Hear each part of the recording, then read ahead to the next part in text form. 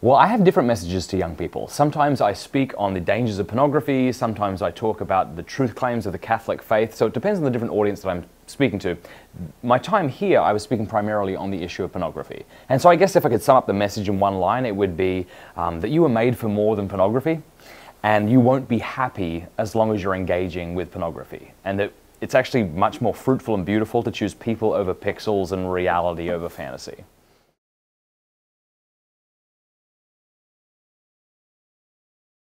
I think it's important to hear this message of pornography because over the last 40 years there's been a lot of research coming out from different branches of science like sociology, neurology, psychology, all of which is saying that porn's not good for us. It's not good for the consumer, it's not good for our relationships, and it's not good for society as a whole.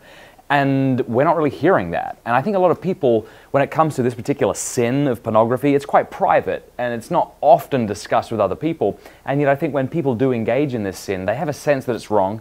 They don't really want to do it, especially if they're viewing it more and more, if they're feeling addicted.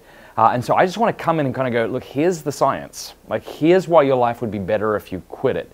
So it's not me telling them what to do, because I can't do that. I don't have those powers.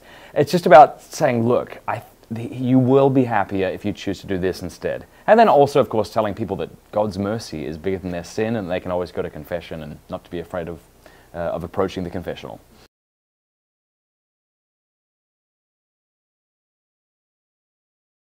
It's very important that parents begin to talk to their children about pornography. Now, I know that sounds terrifying, and people might hear that and think, are you crazy? I can't scandalize my kids. But there's a way to talk to them that won't scandalize them. And it's imperative that we do talk to them about it because we give our children essentially portable X-rated movie theaters. We don't intend that. We give it to them because we think it'll bless them. And it can bless them. But only a few clicks can lead them to some very dark places. And for that reason, I suggest that parents have a conversation with maybe their 7-year-old or 8-year-old that sounds something like this. Pornography is pictures or videos of people who are showing parts of their body that their bathing suit should cover. And if you ever see this or if someone ever shows it to you, you should always come to Mummy and Daddy and we'd be very proud of you for doing that.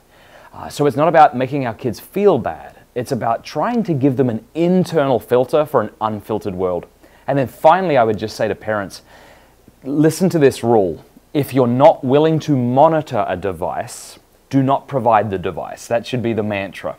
Because everything with a screen essentially accesses the internet. So especially in this Christmas season and for birthdays and whatever else, if I'm not willing to monitor it, I won't provide it because my kids are worth too much to me to let them get addicted to this stuff.